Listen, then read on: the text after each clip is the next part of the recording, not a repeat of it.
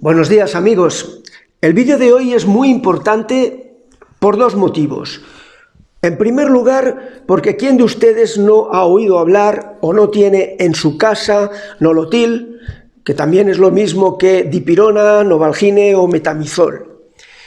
Y en segundo lugar, porque viene a ilustrar algo que siempre les digo, y es que no hay malos medicamentos autorizados por un Ministerio de Salud, es obvio, no hay malos medicamentos, ni malos suplementos, ni malas hierbas.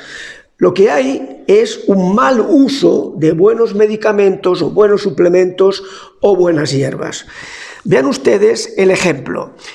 Un señor dice que su hermano tenía gastritis y que por este motivo le dieron, por lo tanto entiendo que fue el médico, le recetaron Nolotil. Nolotil para bajar, dice, unas décimas de fiebre, un poquito de fiebre.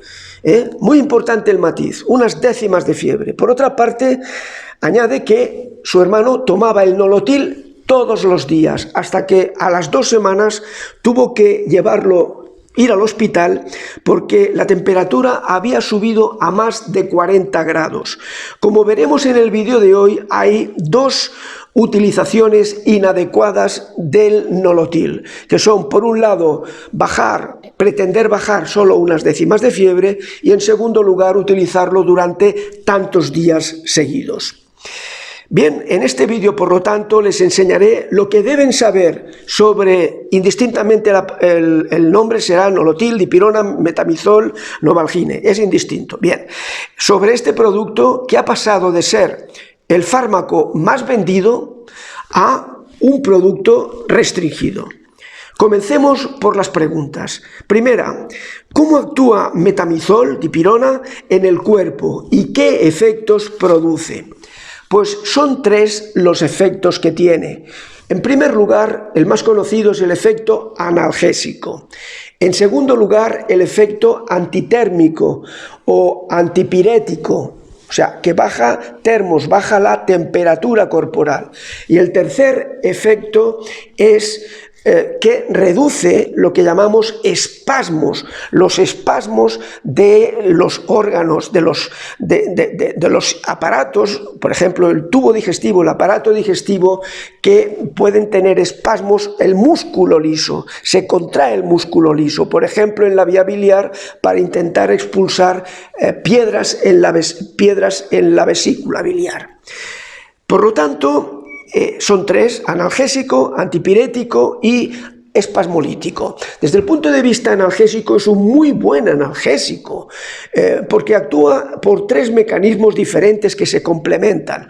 Actúa a nivel del sistema de los endocannabinoides, o sea, del cannabis medicinal que tenemos nosotros, un neurotransmisor, el tetrahidrocannabinol y todo esto, a través del sistema opioide en segundo lugar, y en tercer lugar a través de las prostaglandinas. Parece ser que inhibe una enzima muy específica, la prostaglandina sintetasa, la ciclooxigenasa 3, que está localizada en el cerebro. Es decir, es un muy buen analgésico.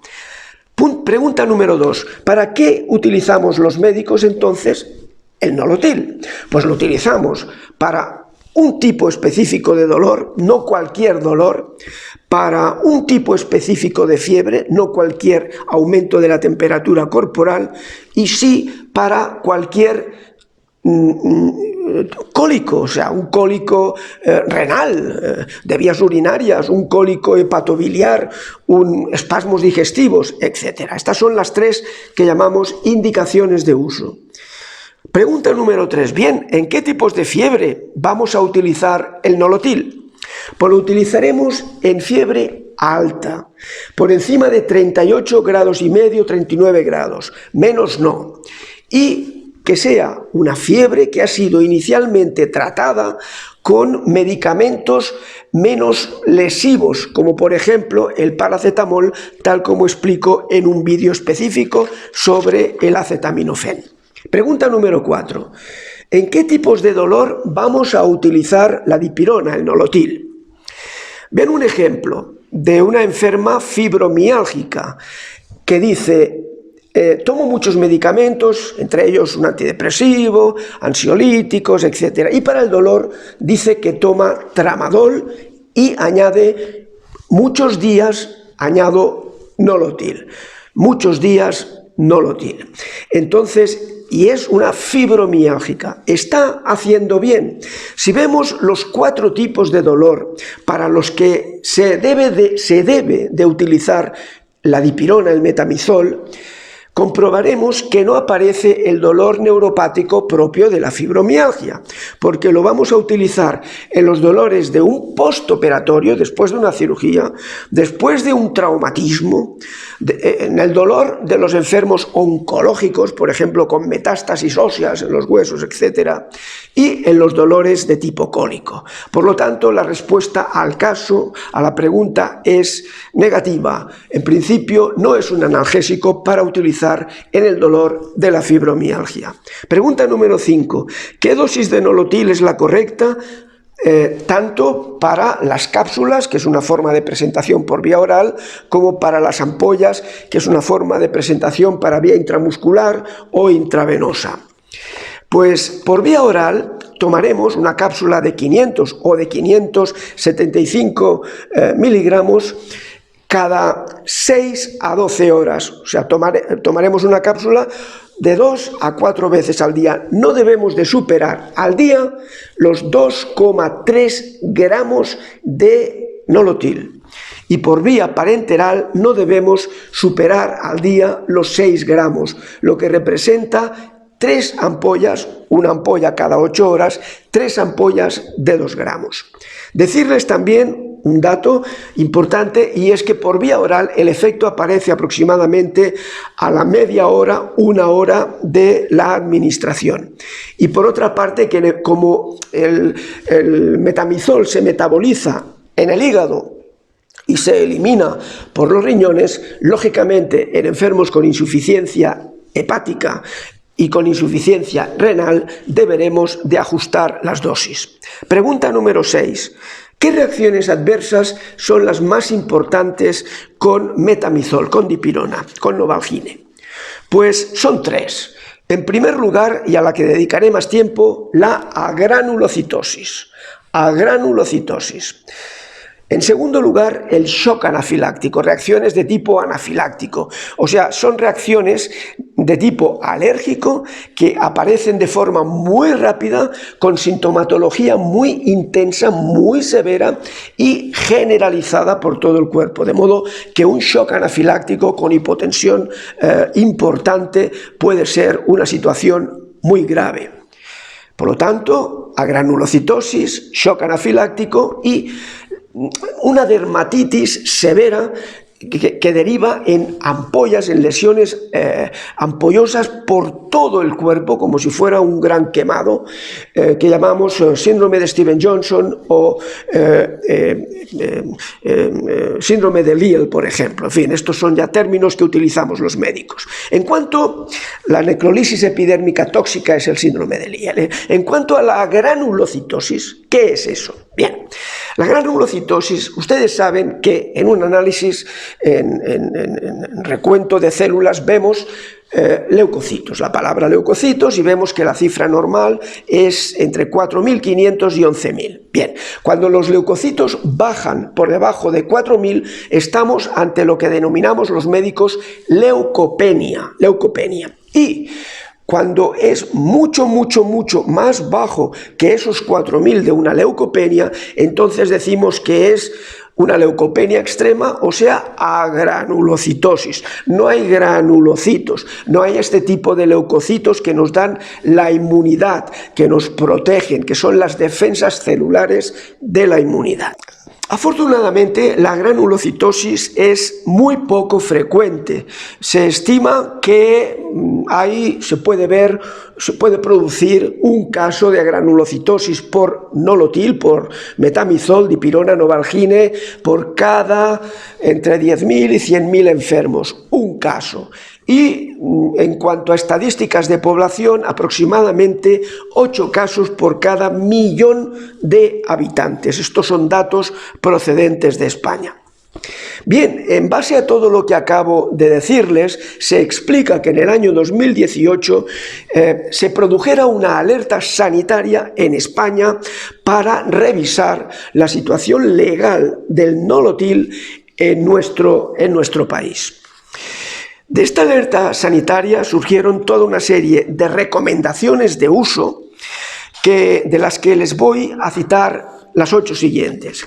En primer lugar, en España el nolotil, el metamizol, solo debe ser utilizado con receta médica. Punto número 2. Se utilizará solo en dolor y en fiebre que no haya respondido a medicamentos más inocuos, como he dicho antes, metamizol, AINES, tipo ibuprofeno, etc. Punto número 3. Se utilizará solamente en tratamientos cortos, menos de 7 días. Recuerda, en el caso lo había utilizado 2 semanas, menos de 7 días. Punto número 4. En caso de utilizar en tratamientos de más larga duración, se tendrán que pautar controles de análisis en sangre para ver que los leucocitos no bajan.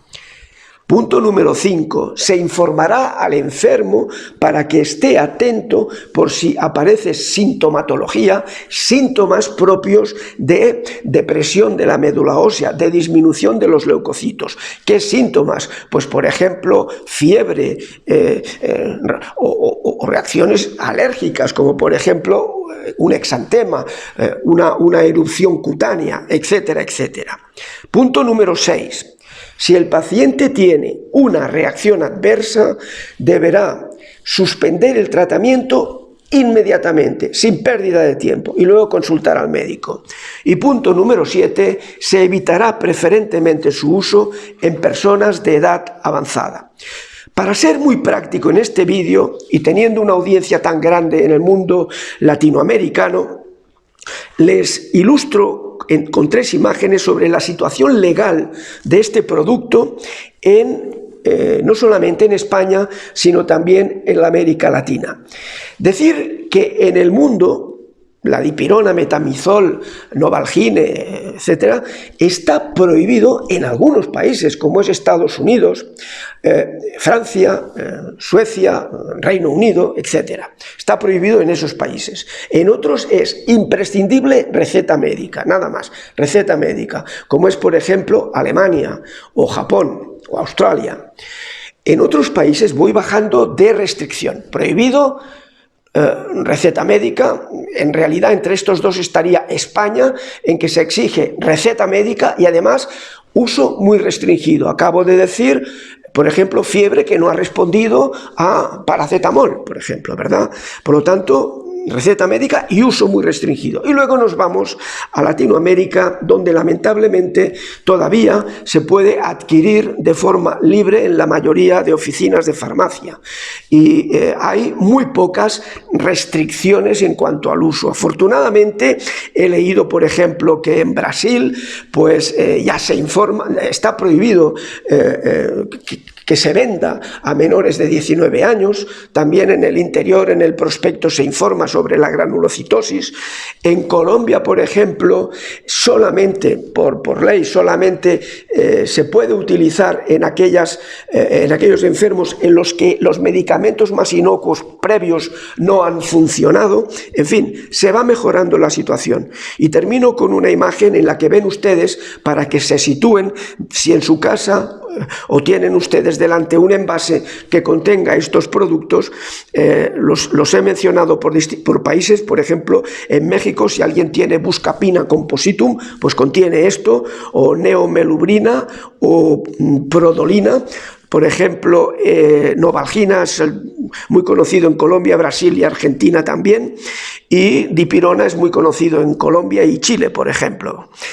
Termino diciéndoles que, por lo tanto, siendo coherente con lo que decía al principio, el mal uso de buenos medicamentos, en 2 consejos finales. 1.